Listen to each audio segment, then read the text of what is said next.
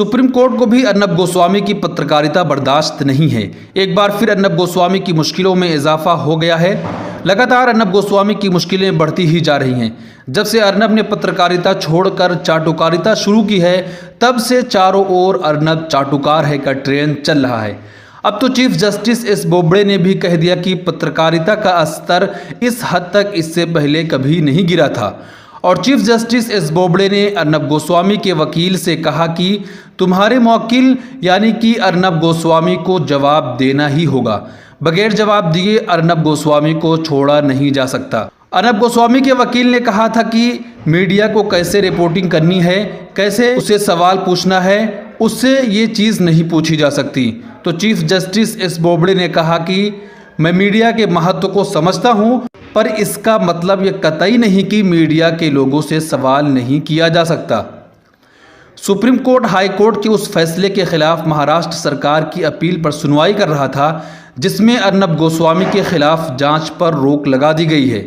ये मामला पालघर और लॉकडाउन के बीच बांद्रा में जमा हो गई भीड़ पर अर्नब गोस्वामी ने जिस तरीके से एक धर्म विशेष के खिलाफ लगातार रिपोर्टिंग की थी और उसका जिम्मेदार किसी एक धर्म विशेष को बताया था, उससे संबंध में थी।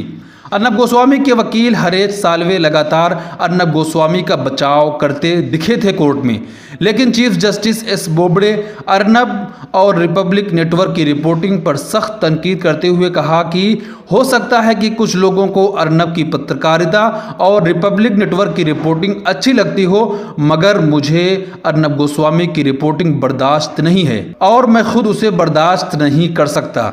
अगर आपको रिपोर्टिंग करनी है तो पहले जिम्मेदार बनिए और पूरी जिम्मेदारी के साथ रिपोर्टिंग करिए, नहीं तो इस मैदान को छोड़ दीजिए। अदालत का काम है अमन शांति को बनाए रखना, तो इसके लिए ज़रूरी है कि आपको जिम्मेदार बनना होगा।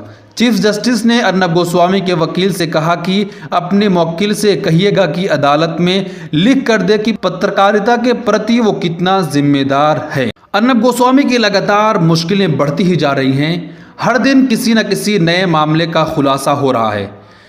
बॉम्बे हाई कोर्ट ने सुनवाई पर रोक लगा दी थी, तो महाराष्ट्र सरकार ने सुप्रीम कोर्ट पहुंच गई और इस पर सुनवाई करवाई, जिससे अर्नब गोस्वामी की मुश्किलें अब मज़ीद बढ़ गई हैं। अर्नब गोस्वामी पर गिरफ्तारी की तलवार अब लटकने लगी हैं, क्योंकि रिपब्लिक नेटवर्क के बहुत सारे लोगों पर एफआईआर दर्ज कर ली गई हैं। अब किसी भी वक्त इन लोगों पर बड़ी कार्रवाई देखने को मिल सकती है। जो कल तक अपने आप को जज, अदालत सब कुछ समझ रहे थे, अब उनकी हालत बिल्कुल ख़राब हो चुकी है। वो अब जगह जगह चिल्ला रहे हैं कि मेरे खिलाफ ये क्या किया जा रहा है, मेरे खिलाफ षड्यंत्र रचा जा रहा है।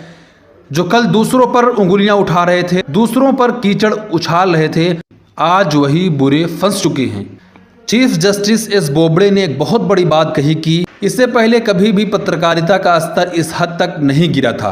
मीडिया नेटवर्क के लिए इससे ज़्यादा शर्म की और कोई बात नहीं हो सकती है कि चीफ जस्टिस ने इतनी बड़ी बात कह दी कि मैंने कभी भी अपनी ज़िंदगी में पत्रकारिता का स्तर इतना हद तक गिर जाया था मैंने कभी नहीं देखा था। इससे पहले कुछ लोगों की वजह से मीडिया बदनाम हो गया।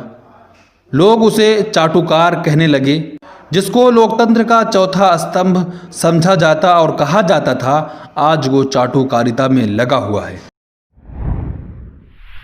दुनिया की हर छोटी बड़ी खबर को जानिए सच की आवाज़ टीवी में। सिर्फ सच आपके सामने होगा।